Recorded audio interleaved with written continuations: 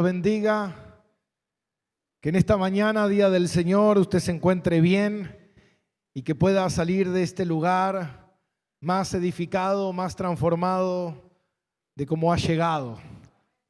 Quiero, antes de iniciar el mensaje del día de hoy, quiero contarles algunos anuncios que quiero darle con respecto a las reuniones, más que nada. La semana pasada habíamos evaluado de hacer una sola reunión, pero es muy complicado hacer una sola reunión. Es muy complicado porque hay mucha gente que viene, hay mucha gente que no viene, hay mucha gente que se anota, hay mucha gente que no se anota.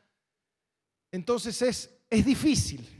Yo quiero que usted por un momento se ponga en mi lugar. Y es muy difícil organizar dos reuniones. Y le voy a pasar a explicar el por qué. Primero, porque mayormente los hermanos no se comprometen, no se acatan, no se sujetan, no nada. ¿Y por qué le digo esto? Porque primero, bueno, yo siempre les había avisado que los días viernes usted se puede anotar. Los días viernes a las 10 de la mañana yo comienzo a anotar. Bueno, el lunes me llama gente, pastor, anóteme. No, hermano, el viernes. Porque si yo te anoto el lunes, ¿qué pasa con los de los viernes? Es como que te estaría dando un privilegio. No se puede. Bien, el martes me llaman otro, el miércoles me llaman otro, el miércoles a la tarde, el miércoles a la noche, el jueves a la mañana, el jueves al mediodía, el jueves a la madrugada. Hermano, es el viernes. Bien, el viernes empezamos a anotar. Cuando empezamos a anotar a las 10 de la mañana, 10:30, ya habíamos ocupado todos los lugares. 40 lugares. Acá no hay 40 personas. Significa que hay gente que se anotó y no vino. ¿Se da cuenta? Después de eso, me llaman al mediodía, pastor, anóteme a las 9:30. No, hermano, ya puse en WhatsApp que no hay más lugar. Ya se anotaron. Lo que pasa es que me olvidé. Y bueno, me llaman a las 3 de la tarde. Pastor, se anotó mi señora a las 9:30. ¿Me anota a mí? No, no te anotó tu señora. No te puedo anotar. Se da cuenta que todo el tiempo es como que somos muy argentinos. Que todo el tiempo queremos violar las leyes, todo el tiempo hacer lo que queremos, como queremos. Hermano, eso está mal. Tenemos que aprender como hijos de Dios a ser obedientes. Entonces, bueno, algunos hermanos yo los anoté, algunos hermanos yo les avisé. Le digo, hermano, mirá que yo sé que siempre venís a las 9. Uy, me olvidé. Hermano, si no estamos atentos a las cosas de Dios, yo la pregunta que me hago es, ¿atento a qué estamos? Porque si no estamos atentos a las cosas del Señor, y después pasa que mucha gente se anota y no viene el domingo y después me manda mensaje en la semana, uy, pastor, lo que pasa es que me olvidé de ir el domingo. ¿Te podés olvidar? ¿Te podés olvidar de venir a la iglesia? No nos podemos olvidar. Amén.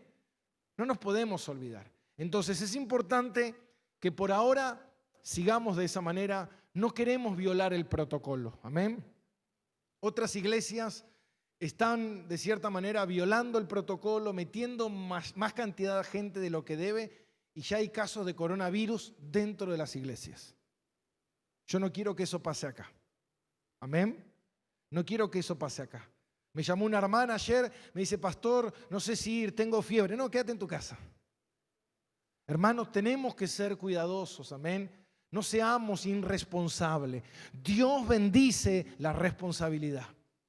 Eso no quita, amén, que Dios tiene control del coronavirus, que Dios tiene control sobre el universo, pero Dios nos mandó a ser responsables. Entonces, si nosotros hacemos nuestra parte, amén, Dios nos va a bendecir. Ahora, si nosotros hacemos lo que queremos y jugamos con las cosas de Dios y decimos, bueno, total, Dios me va a proteger. Dice la palabra, no tentarás al Señor tu Dios. Amén. Entonces, no juguemos con las cosas de Dios. Amén, iglesia. Bien, vamos a dar comienzo a la reunión del día de hoy. En este día del Señor, como venimos hablando con respecto a esta serie, el Dios que salva es el Dios que preserva. Hay mucho para tocar en este tema. Yo les dije la otra vez, es un territorio santo, porque estamos hablando de la salvación y no es poca cosa. ¿Amén? La salvación es algo sumamente importante, sumamente importante. Entonces, tenemos que darnos cuenta que este tema es un tema muy profundo. Y nosotros, como dice la palabra de Dios, cuando oigas la voz de Dios, no endurezcas tu corazón. Seamos sensibles en esta mañana a la palabra de Dios. Seamos sensibles a lo que Dios de alguna manera soberanamente Él ha dispuesto que nos quiera hablar. Porque Dios hoy nos va a hablar a través de su palabra. Amén, iglesia. Entonces, oremos y pidámosle a Dios en esta mañana que Él nos ayude. Padre, necesitamos tu bendición, necesitamos tu gracia, necesitamos tu favor.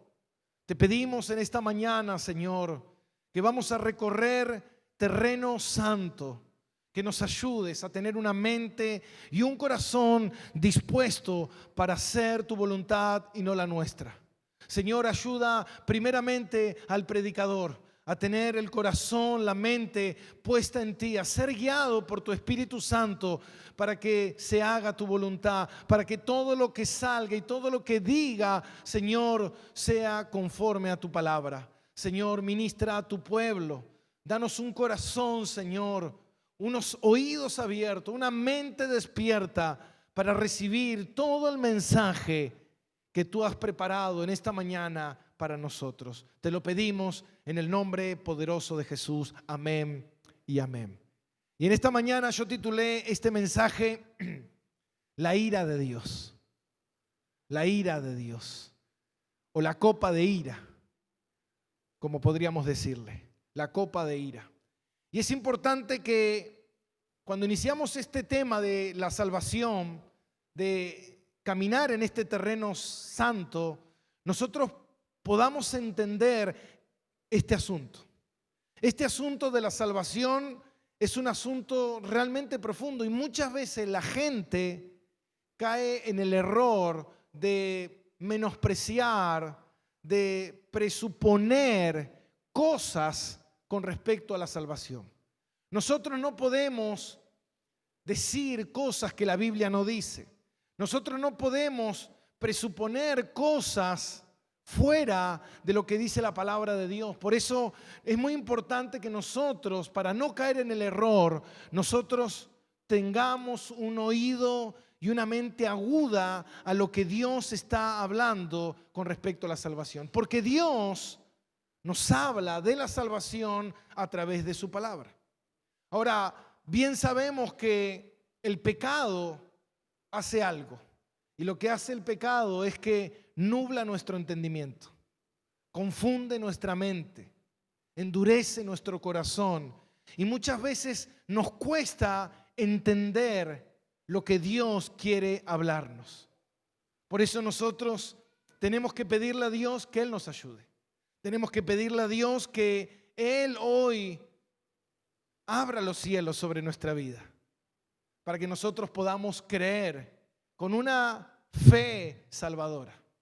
Hay mucha gente que dice, yo creo en Jesús y yo creo que me voy a ir al cielo. Pero ya vimos también que la palabra de Dios dice que los demonios creen, los demonios se postran ante Jesús, los demonios tiemblan ante Jesús, pero no obedecen a Jesús. Y por eso es importante que nosotros nos demos cuenta que creer en Jesús es conocer a Jesús y conocer el plan de salvación que Él me ha entregado. La palabra de Dios dice en Mateo 7:21, dice que no todo el que me dice Señor, Señor, entrará en el reino de los cielos, sino el que hace la voluntad de mi Padre. Fíjate que este grupo de personas le decían a Jesús que Señor, Señor. Pero ya vimos bien anteriormente que Jesús le dijo a Nicodemo en Juan capítulo 3, para entrar al reino de los cielos tienes que nacer de nuevo. Tiene que haber una transformación en tu vida, tiene que haber un cambio rotundo de naturaleza. Nuestro corazón tiene que estar puesto en Jesús, abrazar a Jesús. Y algo que yo veo muchas veces, que el cristiano que le dice Señor, Señor a Jesús, no abraza a Jesús. ¿Y por qué le digo esto? Yo recuerdo en una oportunidad un pastor, él contaba una metáfora y decía que hay mucha gente que se sube al avión y en ese viaje alguien te ofrece y te dice, ¿quieres ponerte un paracaídas? Ese paracaídas es Jesús. Algunas personas se ponen el paracaídas, pero se dan cuenta que en el viaje le es incómodo. Le es incómodo viajar con un paracaídas. Entonces mucha gente se lo quita. Mucha gente decide no ponérselo. Pero lo que no saben es que en algún momento nosotros saltaremos de ese avión. Y en ese salto, que es el salto de la muerte, si tú no tienes el paracaídas puesto, lo único que te espera es una muerte segura.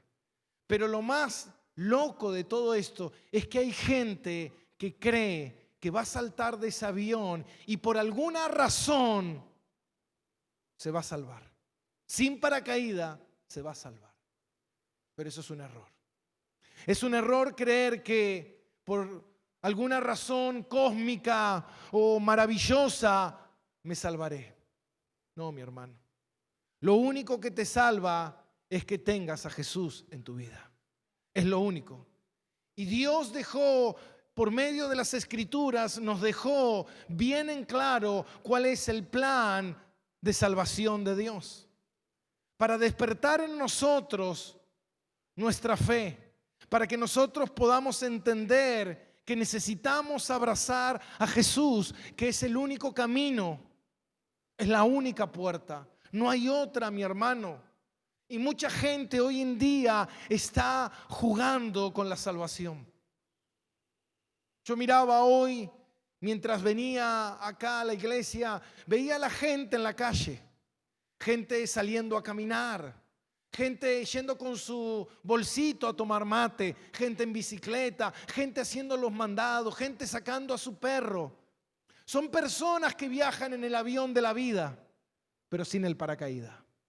Prefieren estar libres, hacer lo que quieran, vivir como quieran, sentirse libres, disfrutar del aire, disfrutar del sol, mi hermano, pero van rumbo a una desgracia. Y eso es terrible. Y eso es lo que nos dice la palabra de Dios. Por eso dice la palabra de Dios en Mateo 16, 26. ¿De qué le sirve al hombre? ¿De qué le sirve al hombre ganar todo el dinero del mundo? ¿De qué le sirve al hombre ganar popularidad, prestigio, poder, fama, reputación, que me obedezcan, hacer lo que yo quiero? ¿De qué me sirve si perderé mi alma? No sirvió de nada. Amén. O como dice la palabra de Dios en Lucas capítulo 12, versículo 13. Cuenta la historia Jesús de un hombre rico que dice que ganó mucho dinero y fue y dijo, ¿y qué haré con este dinero? Y fue y hizo un granero mucho más grande y empezó a llenar ese granero y a abrazar las cosas de este mundo. Y Dios le dijo, eres un necio, ¿no sabes que hoy vendrás a mi presencia? Ese hombre no había entendido nada. Ese hombre quería viajar por este mundo de una manera gloriosa, de una manera maravillosa. Y eso es lo que yo veo muchas veces. Mucha gente, hermano, juega con las cosas de Dios. Quiere vivir en este mundo, disfrutar este mundo, pero ser salvo. Son como esas personas que viajarían en el avión y de repente se levantan en el vuelo y por algún momento miran dónde está su paracaídas. Van y lo tocan un poquito, pero después vuelven al confort de su asiento. Vuelven a los afanes de su vida. Otro día o al rato van y vuelven a mirar su paracaídas. Pero ¿sabe qué, mi hermano? Cuando la puerta se abre y tú eres lanzado de ese avión, no hay tiempo de agarrar el paracaídas. Esa es la verdad. Por eso Jesús dijo en Mateo 24, dijo que su venida será como los tiempos de Noé. En ese tiempo la gente, ¿qué hacía? Comía, bebía, hacía fiestas, iba a fiestas, disfrutaba la vida, mandaba mensajes, hacía todo lo que quería. Pero dice la palabra, dice, pero un día, sin entender, ¿hasta qué? Hasta que la puerta se cerró. Y cuando la puerta se cerró, entendieron, pero ya era tarde. Hermano, Dios lo que quiere es que no sea tarde. Lo que tú tienes que estar seguro es que tienes el paracaídas puesto en tu corazón, que estás verdaderamente abrazando a Jesús como tu Señor y tu Salvador. Ahora, pastor, ¿qué tiene que ver esto con la copa de ira, que es el mensaje? No, simplemente será una introducción, mi hermano. Ahora vamos a entrar al mensaje de Dios. Por eso te invito a que abras tu Biblia en Marcos capítulo 14, versículo 32. Y dice así: Jesús ora en Getsemaní, donde estábamos la semana pasada. Y dice: vinieron pues a un lugar que se llama Getsemaní. Y dijo a sus discípulos: sentaos aquí entre tanto que yo oro. Y tomó consigo a Pedro, a Jacobo y a Juan, y comenzó a entristecerse y a angustiarse. Y les dijo: mi alma está muy triste hasta la muerte, quedaos aquí y velad. Y yéndose un poco adelante, se postró en tierra y oró que si fuese posible pasase de él aquella hora. Y decía: Abba, Padre, todas las cosas son posibles para ti. Aparta de mí esta copa, mas no lo que yo quiero, sino lo que tú. Hasta ahí. Jesús llega a Getsemaní después de haberles servido la última cena a sus discípulos. Después de haber comido el pan y haber tomado la copa del nuevo pacto. Ahora fíjate algo, Jesús le da la copa a sus discípulos, pero no le da la copa a Judas. Y cuando Jesús va a Getsemaní, Jesús llega a Getsemaní y él se empieza a entristecer. Él se empieza a angustiar de una manera tan profunda que nunca antes Jesús había vivido. Jesús empieza a entrar en una tristeza y en una agonía que incluso dice: esta agonía y este sufrimiento es hasta la muerte. Muchos erraron a lo largo de la historia pensando: ¿por qué Jesús sintió esto? ¿Qué era lo que le pasaba a Jesús? ¿Fue tal vez el miedo que Jesús tenía de ir a la cruz?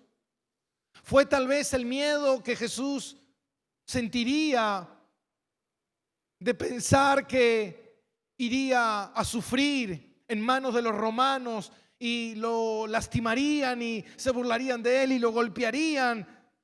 Y tal vez sufriría al extremo. Pero ¿sabe qué? Es importante entender todo el contexto. A lo largo de la historia, cientos y cientos de personas murieron en una cruz en el nombre de Jesús. Muchas personas murieron en la cruz. Jesús no fue el primero en morir en la cruz. Los romanos perfeccionaron la cruz, pero la cruz ya venía hacía mucho tiempo donde muchas personas morían en la cruz. Después de que Jesús murió en la cruz, a lo largo de la historia muchos mártires murieron en la cruz. Muchos mártires fueron a la cruz a morir, y cuando fueron a la cruz murieron valientemente, cantando himnos, estando alegres de morir de la misma manera que Jesús había muerto. Ahora la pregunta que nosotros nos pudiéramos hacer entonces, ¿por qué Jesús estaba tan angustiado? ¿Era que Jesús no era valiente? ¿Era que Jesús estaba acobardando frente a la cruz? Cuenta la historia de un hombre llamado Policarpo. Policarpo fue el pastor de la iglesia de Esmirna. Y dice que en un momento él lo estaban persiguiendo para matarlo y él escapó. Y cuando escapó, en un momento estando en oración, él fue fortalecido por el Señor y él sintió de parte de Dios en su corazón que Dios le decía: ve y entrégate, no temas, yo estoy contigo. Policarpo fue tomado prisionero y él fue incinerado. Lo prendieron fuego vivo y estando ahí Policarpo alababa al Señor. ¿Por qué te digo esto? Porque a veces uno piensa erradamente sobre la salvación. Mucha gente dice que Jesús fue a la cruz y estando en la cruz Jesús estaba en agonía y él estaba sufriendo, temeroso.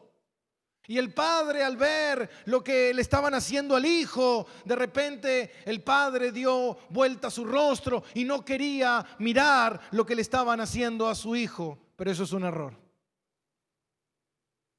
Eso es una gran equivocación.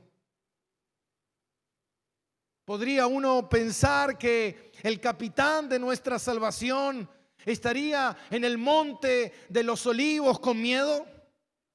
¿Usted cree que Jesús tenía miedo a morir? Si usted cree que Jesús tenía miedo a morir, usted está equivocado. Jesús dijo en su palabra en Mateo 10:28, no teman a los que pueden matar el cuerpo. Más bien, temed al que puede mandar tu alma al infierno. Jesús no le tenía miedo a los clavos. Jesús no le tenía miedo a los romanos. Jesús no le tenía miedo a los judíos. Hermano, Jesús no le tenía miedo a nadie. Ahora la pregunta que nosotros nos hacemos es, entonces, ¿por qué Jesús en Getsemaní sufrió de tal manera que se angustió hasta la muerte? Su sudor eran como gotas de sangre. Su agonía era extrema. ¿Qué era lo que Jesús estaba haciendo en Getsemaní? Y la palabra está en la copa. La palabra está en la copa. Esa copa estaba por angustiar profundamente al Señor. Esa copa estaba afligiendo al extremo al Señor. Y la pregunta que nosotros nos deberíamos hacer es, ¿qué había en esa copa? Tal vez en esta mañana nunca lleguemos a entender con profundidad lo que el Señor experimentó en ese monte, esa noche. Pero tal vez Dios nos permite ver a través de su palabra qué había en esa copa. Jesús tenía que beber esa copa y el problema no era la cruz, el problema era la copa. La copa era el problema. Todo comenzaría en esa copa. Todo lo que había en esa copa afligía profundamente a Jesús. Todo lo que había en esa copa era ira. Ira de Dios. Esa copa contenía la ira de Dios. Por siempre Jesús había tenido comunión con el Padre. Por siempre Jesús había sido el Hijo amado. Por siempre Jesús Estaba en paz con el Padre. Jesús oraba y los cielos se abrían y el Padre decía: este es mi Hijo en el cual tengo complacencia.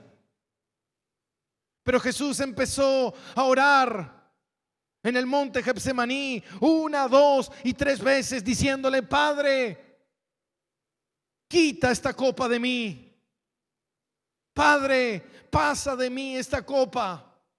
Padre, no hay manera de que esta copa pase de mí. No le dice cruz, le dice la copa. Le dice: Padre, pasa de mí esta copa.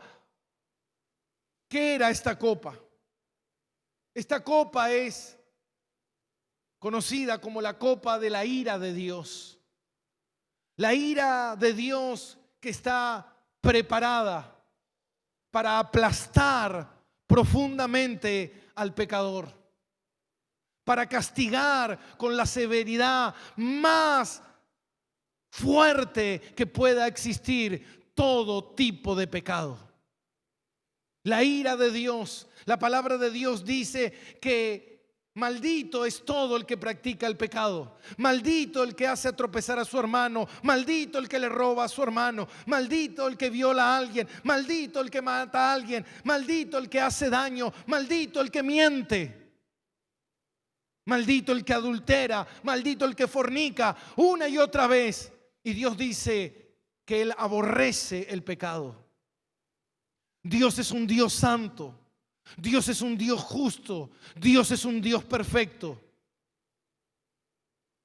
Imagínese usted, mi hermano, cuando ve en las noticias un hombre que ha violado a un niño, a un bebé, lo ha descuartizado, lo ha matado vivo, lo ha enterrado vivo. ¿Qué siente usted? ¿Qué siente en ese momento? ¿Qué cree que esa persona merece? Uno dice: castigo. Esa persona merece pagar. Esa persona merece ser juzgada por lo que hizo, por su aberración. Imagínese Dios, mi hermano. Imagínese Dios. Por eso dice la palabra de Dios en el Salmo 75, dice que es el cáliz de la ira. Y dice en Sofonías 3:8: y derramaré el ardor de mi ira contra el pecado. Dios no puede pasar por alto, mi hermano. Dios no puede pasar por alto la aberración del pecado del hombre. Dios aborrece el pecado y Dios va a destruir el pecado. Dios va a destruir su pecado. Dios va a destruir todo pecado. Todo pecado será destruido por Dios.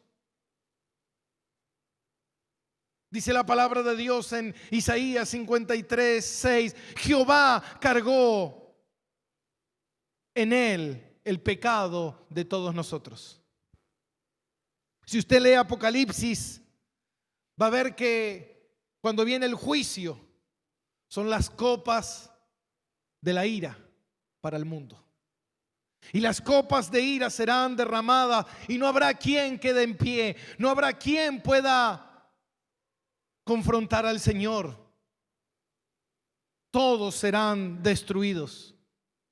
Todos serán aplastados, mi hermano. Nadie puede estar en pie frente a Dios. Nadie puede estar en pie frente a la ira de Dios. Nadie puede recibir ni siquiera una gota de la ira de Dios y vivir. En esa copa no estaba la ira de Dios por ti.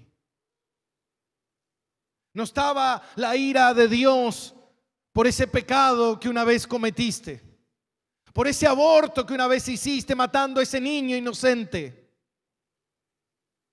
No estaba en esa copa ese adulterio que cometiste, ese robo, esa mentira, ese engaño, esa traición. No estaba en esa copa eso que tú hiciste, sino que en esa copa estaba todo lo que tú hiciste a lo largo de toda tu vida. Y no solamente todo lo que tú hiciste, sino todos lo que hicieron malo a lo largo de la vida, todos los que el Señor salvaría.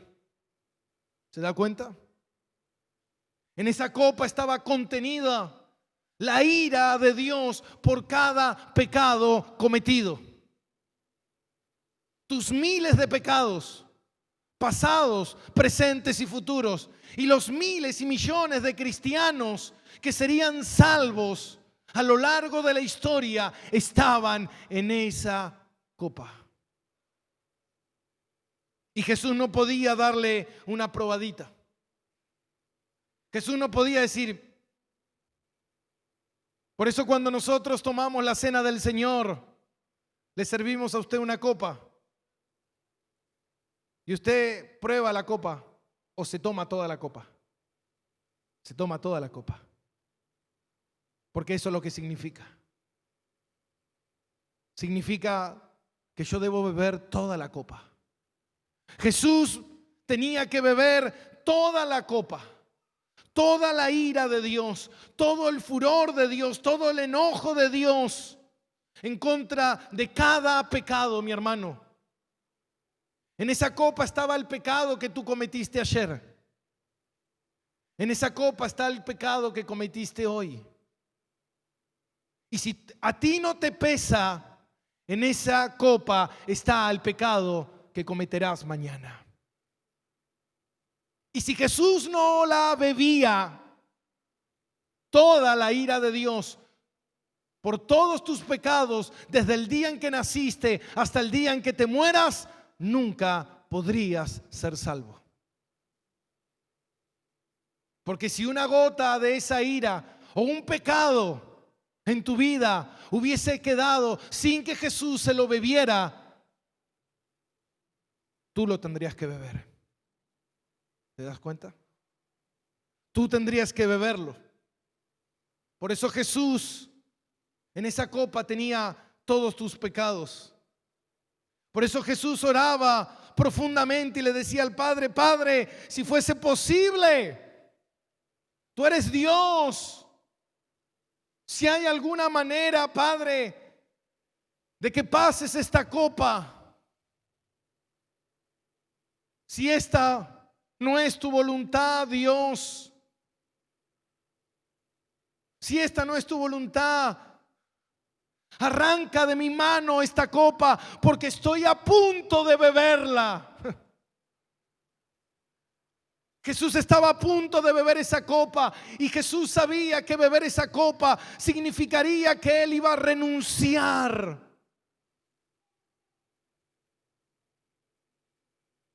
Iba a renunciar a Dios. En ese momento Jesús renunciaría a todo y sería separado de ti, Padre. Padre, en este momento que tomaré la copa, renunciaré a todo y seré separado de ti. Y pasaré a ser de tu Hijo amado a tu enemigo más grande. Jesús pasaría a ser de hijo a enemigo de Dios. Castigado por Dios con toda la severidad de lo que tu pecado se merece, caería sobre él. El peso de la furia de Dios sobre Jesús. Jesús recibiría todo lo que usted y yo merecemos por lo que hicimos. Pero Cristo, por amor, decidió tomar esa copa para que usted y yo no fuéramos castigados por Dios y destruidos en el infierno. ¿Se da cuenta? Jesús oraba una y otra vez. Cuando vemos la Biblia y vemos la historia y vemos que Jesús oraba y los cielos se abrían, en ese momento los cielos no se abrieron.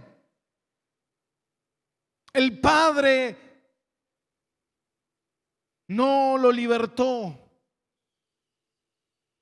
El Padre no pasó por alto eso. Cuando vemos la historia de Abraham, que Dios le dice a Abraham: Abraham, entrégame a tu hijo amado Isaac en sacrificio.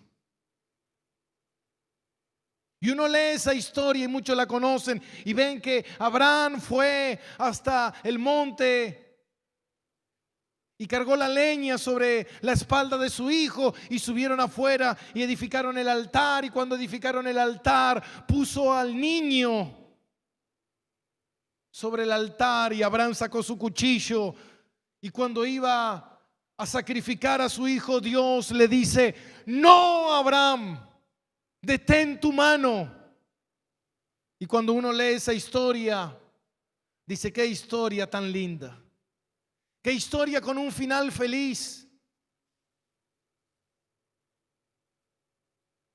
Esa historia no terminó ahí. Esa historia terminó con el padre clavando el cuchillo sobre su hijo Jesús. Esa historia simplemente nos dejó ver a nosotros lo que Dios iba a hacer por los pecadores, lo que Dios iba a hacer para salvarte. Muchas veces nosotros no entendimos lo que significa la salvación. Jesús, estando en la cruz, decía: Padre, ¿por qué me has abandonado? Y muchos decían: bueno, tal vez Dios lo abandonó porque no quería ver el sufrimiento de su hijo. No, mi hermano, Dios lo abandonó porque Dios odió a su hijo. Porque Dios odia al pecado. Y su hijo se hizo pecado por nosotros. Él tomó de esa copa todo lo que había en esa copa para que usted tenga perdón, para que usted tenga salvación. Por eso cuando usted peca, hermano, si usted verdaderamente es nacido de Dios y usted cuando peca, lo que usted siente es aflicción. ¿Por qué siento aflicción por mi pecado, pastor? Porque Cristo pagó por ese pecado y a Él le afligió y demasiado. Y tú corres a Dios y le dices: Señor, perdóname por lo que he hecho. Y Jesús te dice: tranquilo, estás perdonado. Yo ya tomé tu pecado. Yo ya sufrí por ti. Por eso Jesús, estando en la cruz, y algo que me llamó mucho la atención, que vamos a ver más adelante, es que venían y le decían a Él: sálvate a ti mismo. Sálvate, Jesús. Sálvate. Mira cómo estás sufriendo. Mira lo que estás padeciendo. Pero ¿sabe qué, mi hermano? Jesús tomó una soga. Y todos nosotros que íbamos rumbo al infierno, que estábamos cayendo, Jesús tomó esa soga donde usted y yo estamos agarrados antes de caer. Y Jesús, por eso dice la adoración: Él me sostendrá. Él está sosteniendo. Él sostuvo a todos los que iban a caer en el infierno mientras Él estaba siendo destruido. Mientras su vida estaba siendo destruida, Él estaba cargando con todo el peso de miles y miles de almas para que no fueran al infierno. ¿Y sabe qué? Yo me pregunto, ¿creemos en Jesús?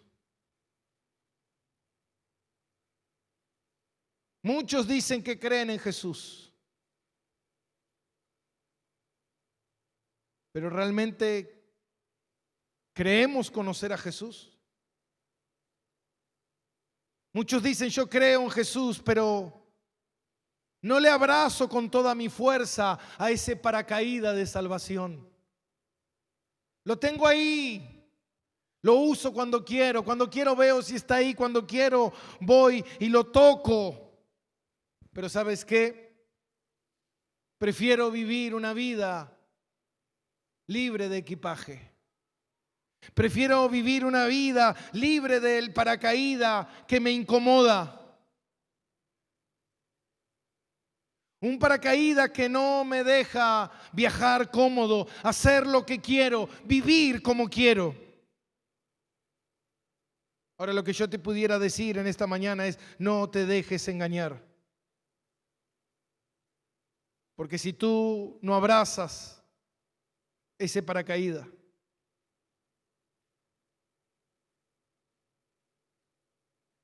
seguramente la copa de ira caerá sobre ti. ¿Y sabes por qué te digo esto? Porque hay una evidencia. Y la evidencia que hay, hoy usted va a tener o va a entender el significado de la cena del Señor. Que cuando tomamos la cena del Señor, cuando el Señor nos invita a congregarnos y muchas veces no tenemos tiempo de venir. No tengo tiempo de venir a la iglesia, pastor, tengo un asado, tengo un compromiso, tengo un cumpleaños, tengo amigos. Pero ¿sabes qué, mi hermano? Si tú no bebes la copa que Jesús te ofrece,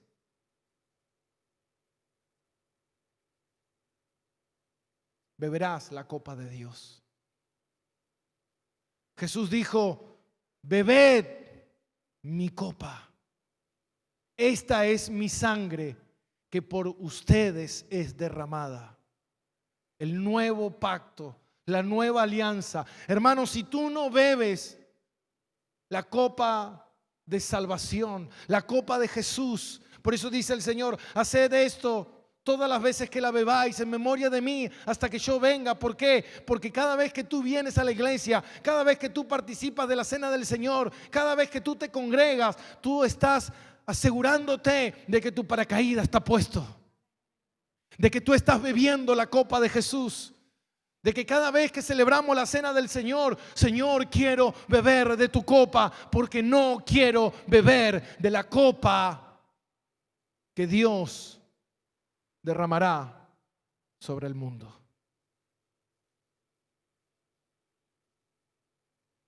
La palabra de Dios dice que Él cambió tu copa por su copa. Él te dio su copa para Él beber la copa que te pertenece a ti. Entonces yo me preguntaba hoy, en esta mañana, mientras oraba y meditaba, yo digo, ¿cuántos no estarán abrazando a Jesús? ¿Cuántos prefieren ser vivos? Decir, bueno, yo soy cristiano cuando vengo a la iglesia, pero después en mi casa soy lo que quiero. Soy una mala esposa, que no me sujeto a mi marido. Soy un mal esposo que maltrato a mi esposa. Soy un mal hijo que no obedezco a mis padres. Soy un adúltero, un estafador, un mentiroso, un corrupto.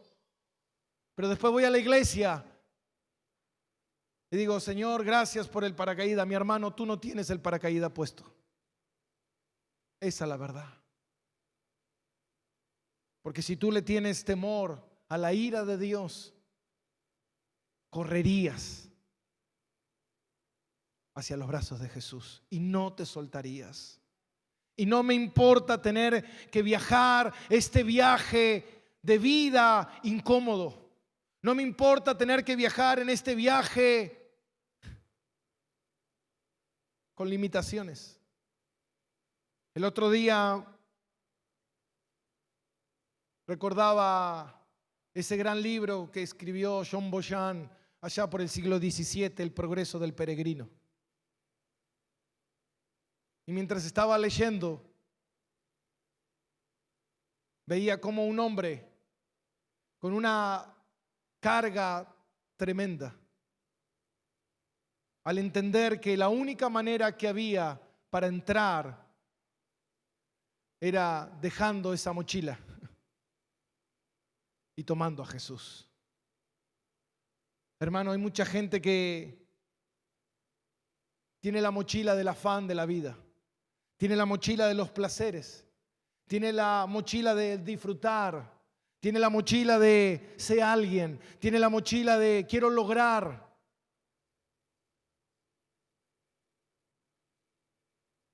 Piensa en esta mañana si realmente Jesús es tu Señor y tu Salvador. Y si no, corre a Él y dile: Señor, sálvame. Quiero tomar tu mochila. Jesús dijo: tomad mi yugo. Quiero tomar tu vida, Jesús. Quiero, Señor, que tú seas el Señor de mi vida y quiero caminar en esta vida.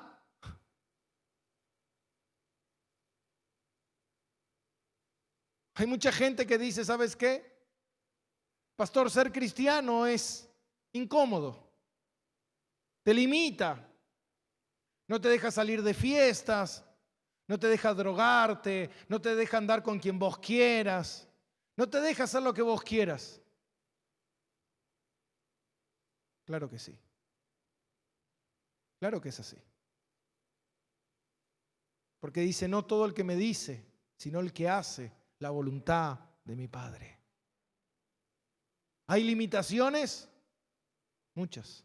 El diablo te va a ofrecer todo. Pero como compartí el otro día yo en mi estado de WhatsApp, el diablo te muestra su brillo, pero te esconde su muerte. El diablo te muestra y te dice: no hace falta. Disfruta, anda con quien quieres, haz lo que quieras, vive como quieres, haz lo que se te dé la gana. Pero ¿sabes qué, mi hermano? Lo único que te puedo decir es que estás yendo a un viaje de muerte. Amén, iglesia. Dale un aplauso al Señor.